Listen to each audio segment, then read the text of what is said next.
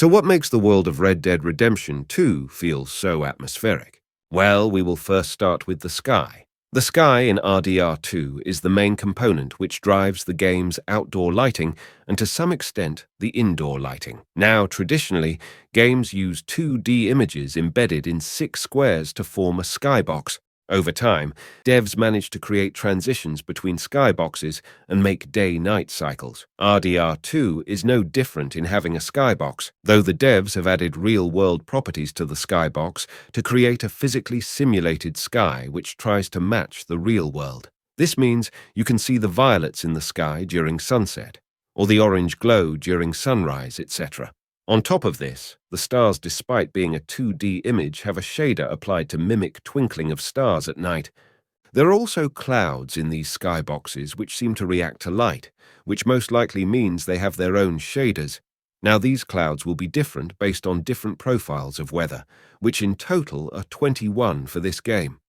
For example, you can see in the background the different cloud configurations between sunny and fog and others. These weather profiles also change the lighting parameters of the sky and introduce some effects in the game world, like fog, mist, rain, snow, etc., as you can see in the background. One final thing I would like to talk about the skybox is that the stars in the night sky might have different alignments based on in-game days. If you keep changing dates through mods, you might see the stars rotating. Now let's talk about the clouds. The clouds in RDR2 are volumetric, that is, they are three-dimensional, exist in the game world physically, and react with lights from the sun or thunder, and can even cast shadows on the ground. The sun rays which pass through the gaps between clouds are referred to as God rays in computer graphics, and that create some of the most gorgeous scenes in the game world. Take a look at the background footage if you want to see it in action.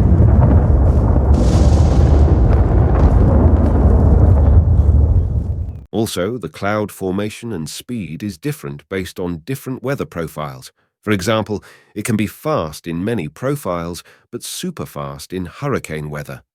Clouds can be very tall in case of thunderstorms or small like in overcast or cloud profile. And the best thing about this cloud system or any other volumetric weather effects in this game is that they have shaders for simulating dispersion of light. This means you can see rainbows in the clouds or mist. The game can even show double rainbows sometimes with complete arc, and it happens rarely but makes for some incredible sights. Now let's talk about the ground, where the players spend most of their time in the open world. On the ground, you can see other effects introduced by the weather profiles. For example, you can see fog blocking the sunlight and mist in the morning, and both of these effects are volumetric, meaning you can encounter very good volumetric effects of light rays passing between the trees and bushes or objects. There is also a wind slider which actually affects the speed of volumetric effects alongside movement of grass and trees, though it doesn't affect the speed of clouds. For example, I have these two footages with one having high-speed winds and one having little to no wind. The wind speeds also affect hair physics as well as speed of rain and snow. Speaking of rain and snow, rain actually has more impact on the game world other than just being a visual thing. For example, you can see on the ground that over time small puddles start forming and the whole thing starts appearing wet. Even after rain stops, you can still see a shininess in the game world, and it takes a while for all that shininess and puddles to evaporate.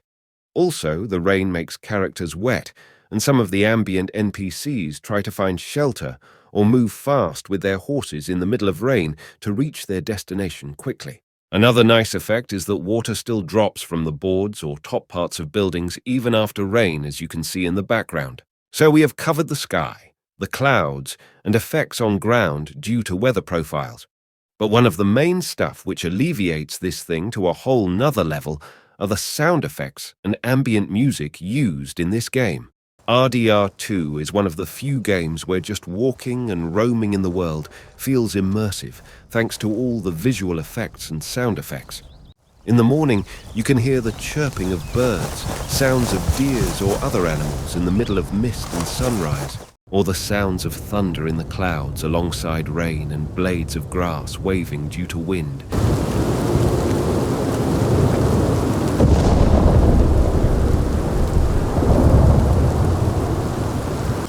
maybe walking alone in the bayou area in middle of night.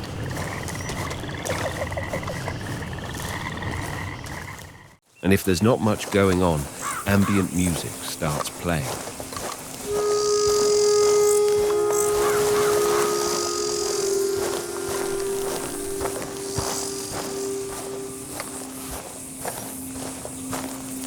Sound design is what materializes this world, from the crackling sound of a fireplace, the squeaky sound of wooden floor, to sounds of doors. Every element of this world has been given its own sound.